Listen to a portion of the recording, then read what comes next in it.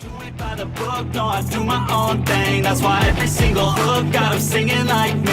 And I ain't in any rush, cause I'm finally getting paid. Don't believe in any luck, I believe I'm self-made. Hey all, and welcome to my channel. Today we are going to be discussing my very favorite subject, which is sports. I'm sure you didn't know that, I was into those, hockey in particular. Well, hockey is the only sport, sorry everyone else, but it's true. Anyway, so we're going to talk a little bit about how to write a good sports romance, how to deal with game scenes, and I'm going to mention a few authors who do this very, very well. Also, since people have been asking, I am going to mention some updates about my own books. Why have I not done this before? Well, because I didn't want to be all, this is my video, buy my books. Here's some information about me, buy my books. Here's some more information about me, and buy my books. I've never been like that, and I'm not going to start here. These videos would be pretty lame, and I won't want to do them, and you won't want to watch them. So we're going to avoid that, but also buy my books. Many sports romance novels are very insert sport, and if that's how you want to write, then cool, go for it. But my very favorite kind of sports romance, or really any kind of romance that has a profession that is the main focus. I mean, if you have a book that you're calling a military romance and there's no military in it, I don't know, it's kind of a ripoff. Just my opinion. Not throwing any shade, just a little bit, but don't tell anybody. Anyway, so again, I love sports romance that has actual sports in them. I love it when the sport is integral to the plot, like in reality, the game shapes the whole life of the athlete and the lives of everyone around them. The lives of their loved ones, the lives of their kids. I mean, sports is big, and it's not just big for the fans. When somebody's child decides to get involved in sports, many of you know what a huge commitment this is. So reading a book where it's done half-assed, I don't know. Anyway, we're not going to get into that. We're going to get into how to do it properly. So what are the most important things that you need to write the best possible sports romance? Well, today I'm going to give you 5 of the things that I think are most important. I'm likely going to do part 2 of this video because, well, it's sports, and I'm going to admit it. I'm going to use any excuse I have to talk about it. So prepare yourself. Number 1, learn the sport. Seriously. Sports fans can be absolutely brutal. They're brutal with their favorite teams. They are not going to take it easy on you. So make sure you know what you're talking about, because they will catch every single mistake. This is why I will not write about football. And I'm considering writing about rugby, but I am going to be spending a very, very, very long time learning about it first. You don't technically have to spend years learning about whichever sport it is that you want to write, but you do need basic knowledge before you even get started. Even if you know the sport, make sure that you check your facts. I was working on a part. It was something I hadn't really thought about. It was a bit of information about hockey that in my entire life of being raised in the sport, I had not even given this a single thought. I picked up Hockey for Dummies because I found out the information was in there. When it comes to writing and getting it right, I have no shame. Screw that. I'm here to get things right and to make sure that I'm giving my readers the best of the sport, the part of the sport that they can fall in love with. Yeah, if you get the details wrong, you look like a rookie. And you don't want to do that. Number 2, make every game scene advance the plot. You do not throw game scenes in just because it would, be really, really cool if you saw each and every game that your team is playing on the road. No one cares. If it's not advancing the plot, it's no different than your characters having tons and tons of sex while, they're being hunted down by assassins. Get to the assassins. What are you doing? It's the same thing with sports romance. If there is a part of the game, it's preseason and a rookie, has been invited in to training camp, and this is his chance to prove himself so that he's brought up to the team. Well, show him improving himself, but we want to eventually get to, okay, did he make it? Is he playing better? Is he on the ice being criticized for everything he does?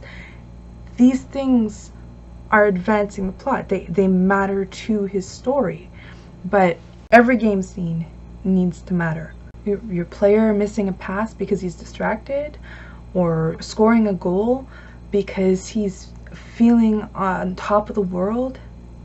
These things are interesting. These things show who he is. Number 3, feel the passion. If you don't understand the passion of the game, you can't write it. Period. Feeling that passion as you write is infectious. Make your readers sit forward and hold their breath, seeing the game play out in their mind as they're reading it on the page. Those experiences mean so much. It means a lot when you're watching a game. It might make you fall in love with the game. Just that one right moment where you hold your breath and you're not sure what's going to happen next. Consider these like action scenes, like sex scenes. You probably need some stimulation to do this well. Personally, I find highlight reels, inspiring sports videos, and medleys are almost as good as porn. So watch them.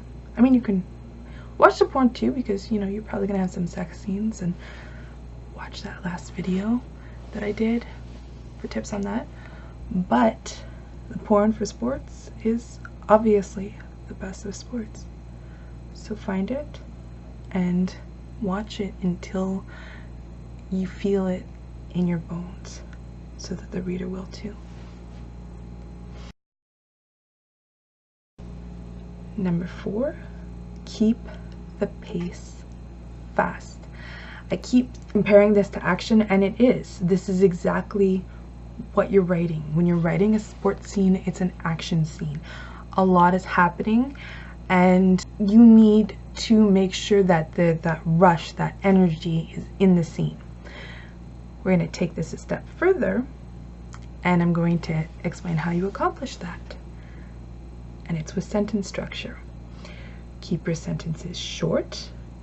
Use all your active voice skills. And action is not a time to be passive. You're not going to get anyone excited with the ball was in his hands. He thought about throwing it, but then was distracted by a voice in the crowd.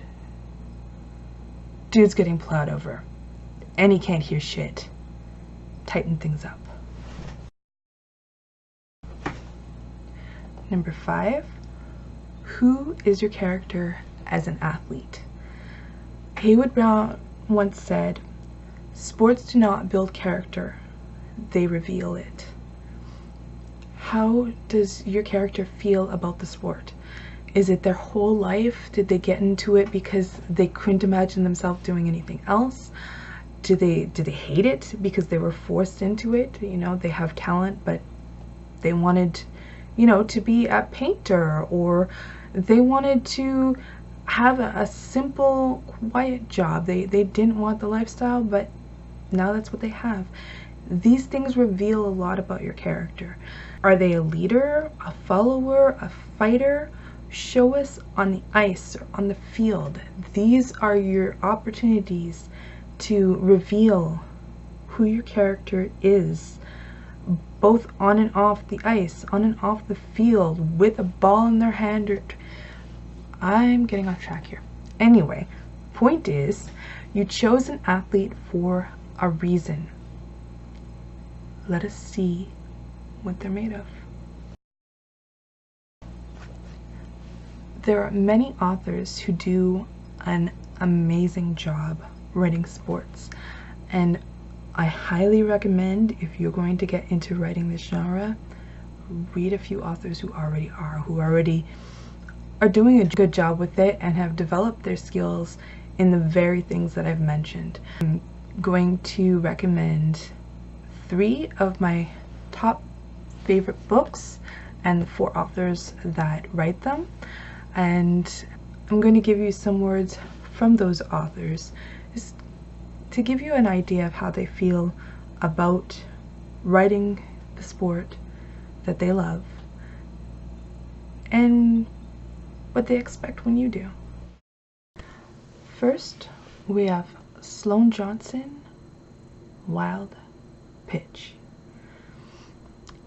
The key to writing a great sports romance is finding the balance between enough of the sports to satisfy the fans without overshadowing the romance for those who don't enjoy the sport or don't understand it. Remember, you're writing a romance novel set in a sports world, not a how-to manual.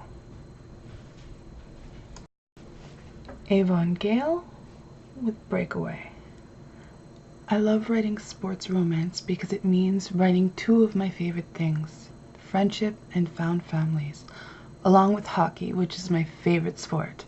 Plus, there's a chance to write about rivals, which is one of my favorites. Last but not least, we have Changing Lines by R.J. Scott and Locey.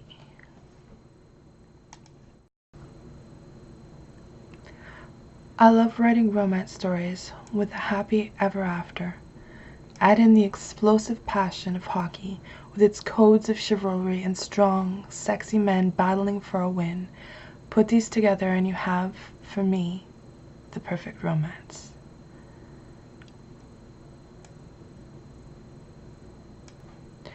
One of the things that I love about writing sports romance is the passion, and not just the passion between our leading men when they're under the covers, but the passion for the sport itself, the love of the men who play it, the fans, the media.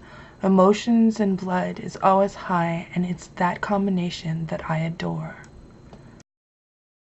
Speaking of Locey and R.J. Scott, they had a new book come out just a couple of days ago called Poke Check, and it's cute and sweet and funny, and I've had a really hard time putting it down.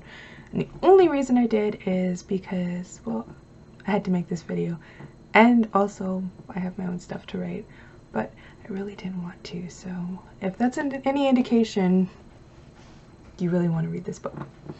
I know I say that a lot, but the reason I do is because I wouldn't mention books if I wasn't interested in them. So if you have the same taste as me, you may like it. So let me know in the comments if you enjoy me making recommendations, if you found them helpful, if you've grabbed any of the books I've recommended. Also, let me know if you have other ideas for videos you'd like to see me do, because I will take them into consideration. So, update for the Dartmouth Cobras. If you haven't heard, yes, there will be another Cobra book. The next one is Overtime. I'd hope to have it out in February, but March is looking more likely. There will be another full-length Cobra book, 2 novellas, and then the series will end. please, please try not to be too upset about this. I'm looking at it as a good thing. I never wanted the series to end. It's been an amazing journey with the Cobras, and I love the characters. I love the place where it's situated. I love everything about it. But just continuing the series endlessly wouldn't be realistic. Well, I had been thinking about doing until book 11, but instead I decided that I'm going to be starting a spin-off series. Many of the same characters are going to be in this new series, so it's kind of not really ending, it's continuing in a different way. A whole new place. And well, I don't want to spoil anything, but keep an eye out for more news. This series will be coming out in 2019. And if you're eager for more Cobras now, I'll leave the link to my discussion group in the description. I've already teased a bit there, so you get a chance to see that before anyone else. I hope you enjoyed this video. You'll find links to all the books mentioned also down there in the description. I keep a whole lot of stuff in the description, so make sure you take a peek there. And I'm forgetting something. Oh yeah, like, subscribe, ring that little bell, and I'll see you next week. Bye-bye.